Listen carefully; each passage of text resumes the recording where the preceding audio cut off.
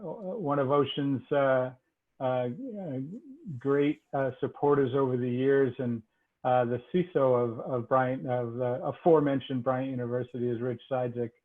And Rich is on today to give you his perspective. Rich has done some of the most extraordinary work I've seen in the higher ed community around here in terms of what they've done from a security perspective at Bryant. And so I want to offer the reins over to Rich, and you can take it away, my friend. Oh, thank you very much, Dave. And let me just say thank you to OSHEAN and Venture Caf for inviting me today. I'm very happy to be here. Great lineup of speakers, and I'm just glad to be part of it. I was asked to just share a bit of a short story with you about some of the things, as Dave mentioned, what we did here at Bryant. And Dave, I'm certainly glad you mentioned Chuck's name that he's on. So I know he's on, and that's my boss. Chuck is my boss. So I'm glad you mentioned that. But anyway, so, here's a short story for you about, it's actually risk management, but everybody who knows about security knows when we talk security, we're talking risk management. So here at Bryant, I really thought about, how do I change the conversation? How do I change the conversation across the university with all the different entities in an organization? I did a lot of reading a couple of years ago about, digital transformation and this, the fourth industrial revolution, and what's up and coming.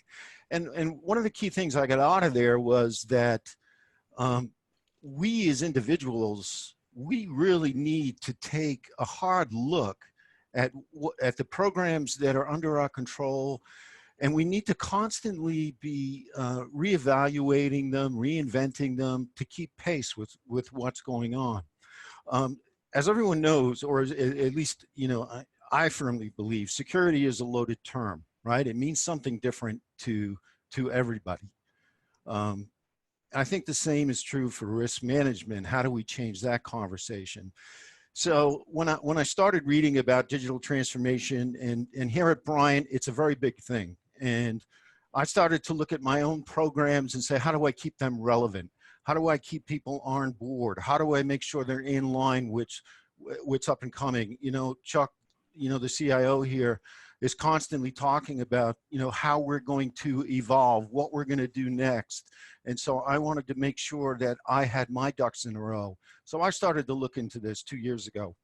The first thing I did was I looked at what I had on my plate, and I had 3 things on my plate. I had disaster recovery, I had business continuity, and I had incident management.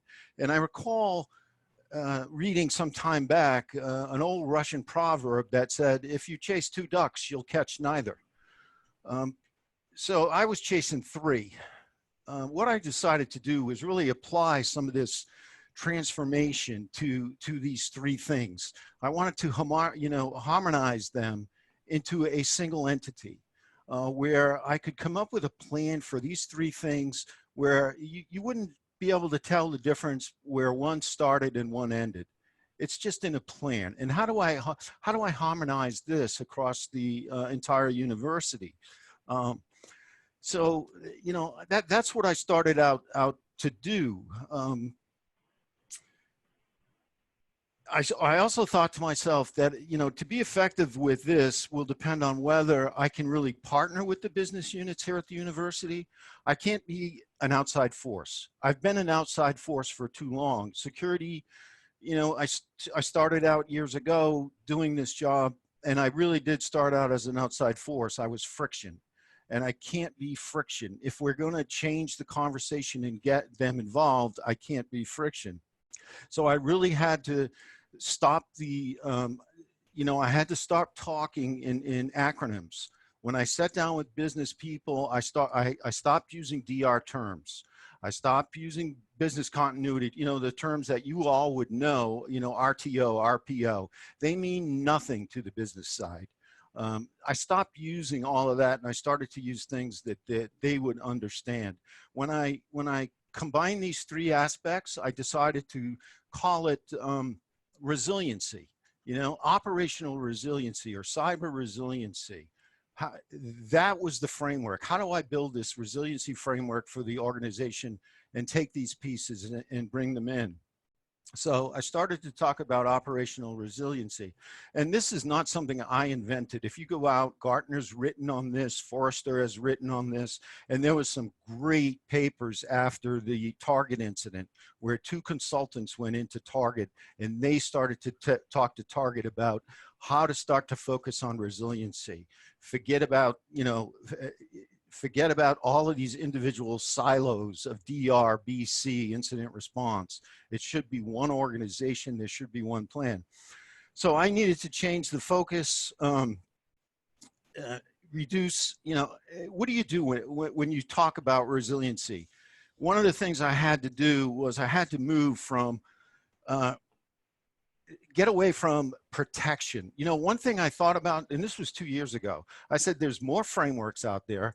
There are more so-called industry experts. There are more best practices. There are more technologies to protect us. So why then are things getting worse? And that was my assessment. And are they likely to get better? And I said, not to myself, again, no, not likely. So I started to look at this resiliency and how I would adapt it. So I would move protection from technology to outcomes, right? And if you think about it, right, what is compromised in our environments? It's our protection systems. Those are the systems that are compromised. So I needed to move away from all of this energy into protection and start to look at outcomes. What would be the impact, my outcomes if something happens? I had to become more about, it had to become more about response than likelihood. How are we going to respond? Concentration is now really focused on continuous availability and improvement. And you had to operationalize for the long term, meaning when we do new technologies here and start to implement them, we need to look at our resiliency. At the same time, we are, assessing these vendors and where are we putting things and how are we moving. We need a long-term vision when we do this stuff. We needed to improve our capabilities to withstand, recover, anticipate, and adapt to this operational stress and disruption. So I put together a framework, right? And I passed this document out to Chuck, the CIO. Chuck approved it. So then I went to our committee, which was an information security program committee, and I got their buy-in on it. So what I did then next was I went back to the business units and I asked them, we had already classified all applications on campus, which were thousands. I got the business units to agree on 15 of the most critical applications for the university. That wasn't an easy task, but we got them to agree because we wanted to scale it down to a very small amount so we could get this thing going. So we picked 15. We said, these are our top critical applications. I then went back to IT and said, IT, this is the business side of the house. They say, these are the top 15 that we need to pay attention to keep business resilient here at the university. What they then did is they went and researched and, well, actually looked to find out what are the fundamental applications and services for these 15. They identified the fundamental applications and services for those top 15 business critical applications. Then what I did as part of the framework is I gave them a grid. I said, here is a resiliency grid. You need to take these foundational applications and you need to score them. Now, my resiliency grid goes from 0 to 10. And I can just give you some example. A 0, if they came back with their foundational stuff, and a 0 is an application or service resiliency playbook has not been documented. Meaning, yeah, they might have something for DNS or for DHCP, but they never documented it. Maybe they shared it informally, right? Maybe not everybody in their team knows how to recover that. They would move up in a scale by assigning these, they could go to a 4 if an application or service resiliency playbook is well documented, formally shared, and with team members. They can go all the way up to a 10 when they tell me their team-led tabletop solutions or live exercises to test critical playbook processes. And just to touch on this playbook, what I asked the infrastructure and the applications team to do was, we had identified critical apps. I got prioritization of those critical apps. I said to, I said to IT, you have to give me a resiliency score for your fundamental apps, foundational apps, and then you got to give me a resiliency score for these business critical apps. And that's what they did. I could take that resiliency score, go back to the business units, and they understand exactly what I was talking about. I wasn't talking RTOs, RPOs. They knew exactly, what's been done, what's been tested, how fast that application will come up. And our plan long range was to really take that and expand it, down the list of all of our applications. So that's what we were working on. So that's pretty much what I did. The other thing that happened was I came across a group of individuals out of Massachusetts, the Felsway group, and we sort of clicked on our thinking. I was in the business of trying to change the conversation to security. They were in the business of trying to change the culture of risk management. So we got together, we collaborated. They brought some resources to Bryant, and they really helped us. We took our information security program committee, we redid its charter. We had them come in, we did a workshop, so they understand what the goals, what the objectives are for that cyber. It's now called a cyber risk committee. It's across the university. So we sort of harmonized risk across the university with their help.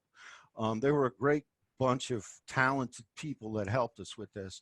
The next thing we did is we said, we need to pull something out of that cyber risk committee, and that has to be a program committee who, when the risk committee makes these recommendations, it's up to the program committee to make sure those recommendations are followed up on. That's my short story. I hope I didn't go over my time, but we thought it was, we thought we did a good job for the university, and I'm finding more and more of these things where different branches of the tree where I can take this same thinking and get into different branches of IT with it. And, I thank Chuck for, agreeing to what I proposed. Sometimes I can probably come up with some ideas that are way out there. This was, I think, as Dave said, it was probably a little bit ahead of the curve, but it wasn't that far, I don't think. So that's my story.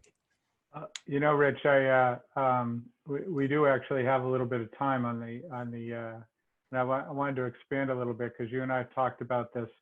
I'm fascinated by the, call it sociological and/or psychological aspects of cybersecurity and the holdback for individuals that don't approve, things like your idea and I just happened to be reading a book called Letters from an Astrophysicist from Neil deGrasse Tyson, and I had written a thing about the ostrich effect, sticking your head in the sand because you don't want to know what the answer is, right? And so, that happens in cybersecurity. I don't want to know, and we're going to introduce Jesse in a minute, and he's going to talk about phishing, which is a classic example. But I sent this note out to my staff, the other day, about this idea about, and so I think I can, let's see if I can pull up the actual quote. But it's that whole idea that says recurring risk. So this is literally a quote from Neil deGrasse Tyson. And he says, recurring risk, knowing enough about a subject to think you are right, but not enough about the subject to know that you're wrong. And that is such a psychological barrier to people putting in the proper effects, the proper conditions for what they don't know about their cybersecurity and resilience strike. So did you face that with your own people and the user group and all that when you were trying to do this? Yeah, I think I saw a little bit of that. The IT organization, our folks here have been here a long time, and they're entrenched, and there's a lot of legacy stuff that that still goes on, And you know, change is hard. Change is hard. It's probably harder for IT people than anybody. I mean, we say that we're an organization that, you know, we enable change, but some of the folks that, and I've run into them in other industries, and you Yeah, know, across change the is board. hard. But I did meet that. But I will say, you know, Chuck listened to me. You know, the CIO listened to me, and we moved it forward.